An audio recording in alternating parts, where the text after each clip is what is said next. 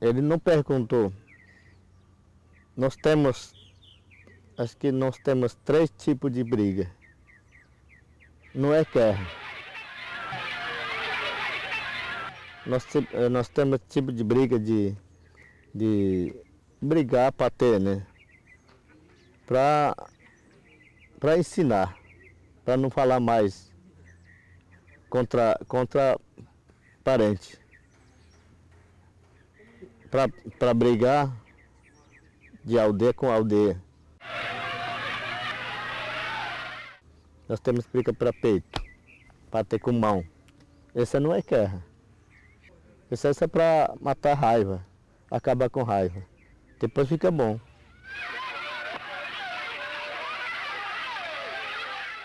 Se você ficar, se você estiver muito bravo, né? Eles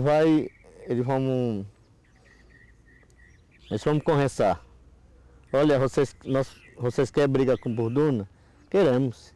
Aí eles vão lá pro mato, pegar um burduna, todo mundo vai lá. Esse aí também não mata com ninguém. Ele só machucar, sai sangue. Esse ele não perguntou também. Ele só fica canetando, filmando. Eu participei como só ouvinte ou para ver como era de uma briga em que os dois grupos se bateram, teve muita gente banhada de sangue e eu vi dois que eles mesmos, um bateu no outro, que eles que eram dos principais, depois sentado, rindo, tranquilo, e eu perguntei, escuta, e de lá? Não estão com raiva não, porque está tonelada de sangue? Não, acabou. E sangue, acabou, resolveu o problema. Nos Yanomami tem muitas formas ritualizadas justamente de controlar a violência no sentido de uma agressão desregulada, né, sem normas, etc. O contrário, tudo que ele apresentou como violência, todos os duelos rituais são coisas extremamente enquadradas para evitar justamente uma violência anômica, né, saindo do quadro cultural. O livro The First People vendeu cerca de 20 mil exemplares. Nos Estados Unidos, a obra se tornou bibliografia básica dos cursos de antropologia.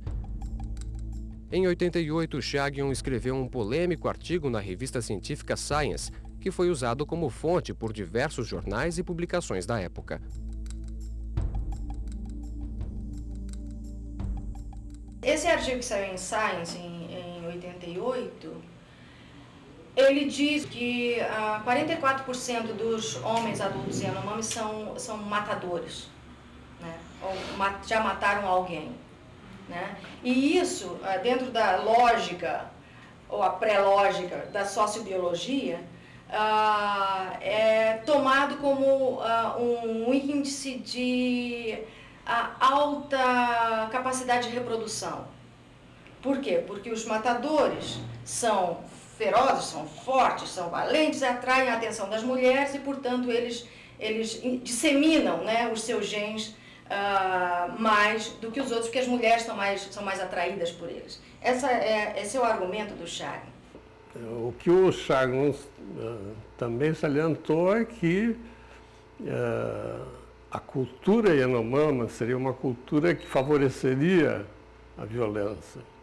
Então não é que se buscasse genes para a violência. Quando fundamos a CCPY, 77, 78, foi justamente reagindo a um projeto de desmembramento das terras Yanomami, se me lembro bem, na época era 19 ou 21 ilhas, né? E os argumentos usados, né, que era na época um general da FUNAI, o general Demócrito, era que os Yanomami são um povo degenerado que comete incesto generalizado e passa o tempo brigando um contra outros, por isso tem que separar os grupos e tudo isso, esse discurso totalmente racista, né, muito inspirado por essa visão, né, sociobiológica que o Chagnon deu dos Yanomami, era a justificativa para o desmembramento das terras Yanomami. Na mesma época em que Chagnon publicou seu artigo na revista Science, Claude Andujar, Bruce Albert e Carlos Aquini coordenavam por meio da CCPY a campanha pela demarcação do território Yanomami. O projeto também tinha como objetivo expulsar os cerca de 40 mil garimpeiros ilegais que invadiam a área na corrida pelo ouro. Alguns dos principais jornais brasileiros também baseavam seus artigos nas análises de Chagnon.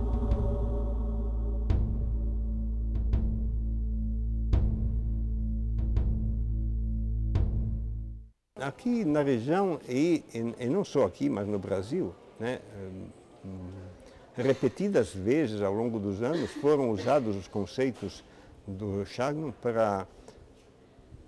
para ir contra aquilo que a gente estava defendendo.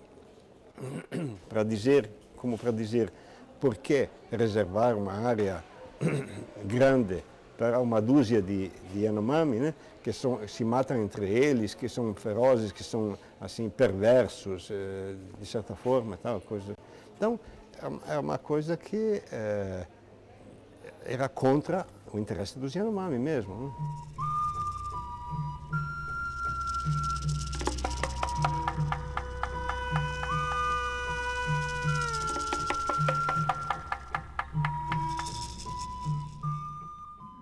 Kami ka inhab hosia, hoya inhab kua, naya inhab kua, iba aya akan inhab kua biya ke kololo do dhiwi, ya aya hodisha, ya ekbsha, shori asha, shori bata asha naya makua mahiya yalo, kami ya shuhurumu yalo, gai, wano thai, nabo no thari, naya ekoma, mi mahi kia inhab Ithan onda showa yalo, shuhurumu yalo yang hoi. As 12 mil amostras de sangue retiradas durante a expedição de James New ainda são utilizadas para a pesquisa. As amostras estão divididas em 3 instituições americanas e foram utilizadas pelo Projeto de Diversidade do Genoma Humano. A extração do DNA dessas amostras permitiu novos estudos e descobertas que contribuíram para o conhecimento da origem e das migrações do homem na América. Todo mundo chegou à conclusão, sobretudo depois que a genética conseguiu ter acesso diretamente ao DNA, né?